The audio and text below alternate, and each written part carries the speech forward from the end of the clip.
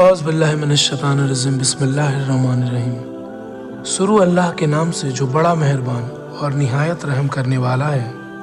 ये कहानी एक ऐसे शख्स की है जिसका नाम था कारून।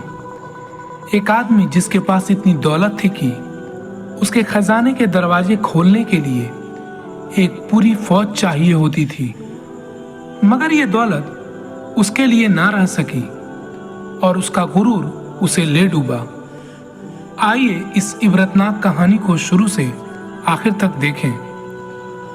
कारून बनी इसराइल का एक फर्द था और हजरत मूसा अलैहिस्सलाम के जमाने में रहता था।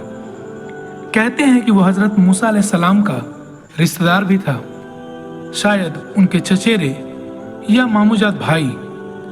अल्लाह ने उसे इल्म और दौलत दोनों से नवाजा था। वो अपने कबीले में एक अहम शख्सियत रखता था और उसकी जिंदगी शुरू में अच्छी गुजर रही थी, मगर जैसे जैसे दौलत बढ़ती गई उसका दिल भी बदलता गया।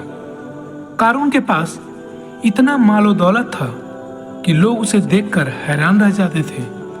उसके खजाने सोने चांदी से भरपूर थे। उसके घर शाही महलों की तरह सजाए गए थे और उसके कपड़े जेवर से लदे हुए थे। कुरान में अल्लाह फरमाता है, बेशक कारून बनी इसराइल में से था, फिर उसने उन पर ज्यादती की। हमने उसे इतने खजाने दिए कि उनकी चाबियों का बोझ एक मजबूत गिरोह के लिए भी मुश्किल था। सूरह अल कसास आयत नंबर 76। उसके खजाने की चाबियां इतनी भारी थीं कि एक पूरी जमात के मजबूत लोगों को उन्हें उठाने में मुश्किल होती थी। लोग उसे देखते और कहते, काश हम भी कारून जैसे होते। मगर कारून के दिल में गुरूर घर कर गया। उसने सोचा कि यह दौलत उसकी अपनी मेहनत और अकल का नतीजा है और अल्लाह का शुक्र करना छोड़ दिया।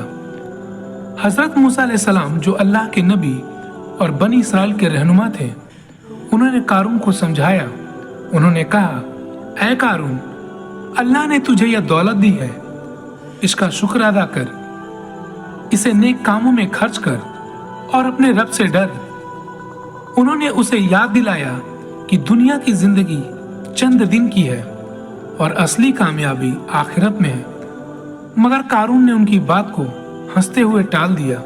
उसने कहा, यह दौलत मुझे मेरी अपनी इल्म और मेहनत से मिली है। तुम मुझे क्यों रोक रहे हो? क्या तुम मेरी शोहरत से जलते हो?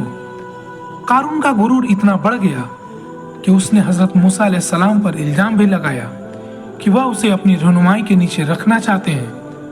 वह भूल गया कि हर चीज का मालिक सिर्फ अल्लाह ही है और वही देता है और वही छीनता है। एक रिवायत के मुताबिक हजरत मूसा अलैहिस्सलाम ने बनी इसराइल से ज़कात अदा करने का हुक्म दिया। जब कारून के पास ज़कात का हुक्म गया तो उसने इनकार कर दिया। वह अपनी दौलत का एक हिस्सा देना नहीं चाहता था। उसने हजरत मूसा अलैहिस्सलाम के खिलाफ प्रोपगेंडा भी शुरू कर दिया और लोगों को उनके खिलाफ भड़काया, मगर अल्लाह के नबी पर उसका झूठ न चल सका। एक दिन कारून अपनी पूरी शान और शौकत के साथ घर से निकला। उसने शाही लिबास पहना, सोना चांदी के जेवर सजाए और एक बड़ा जुलूस उसके साथ था। लोग उसे देखते और कुछ उसकी तारीफ करते, जबकि कुछ के दिल में हसद जगता। कुरान में बयान है, फिर वह अपनी पूरी जीनत के साथ अपनी कौम के सामने निकला जो दुनिया की जिंदगी चाहने वाले थे। उन्होंने कहा, काश हमारे पास भी कारून जैसा दौलत होता। सूरह अल कसास आयत नंबर 79।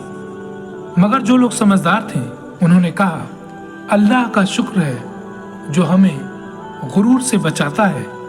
असली कामयाबी तो वही है जो अल्लाह की राह में मिलती है। उसी वक्त अल्लाह का हुक्म आया। जमीन जो कारून के पांव तले मजबूती से खड़ी थी एकदम से कांपने लगी।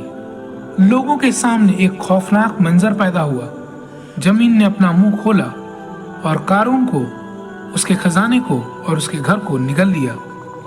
एक पल में वह शान और दौलत, वह गुरूर, सब कुछ मिट्टी में मिल गया। कुरान में अल्लाह फरमाता है, और हमने उसे और उसके घर को जमीन में धंसा दिया।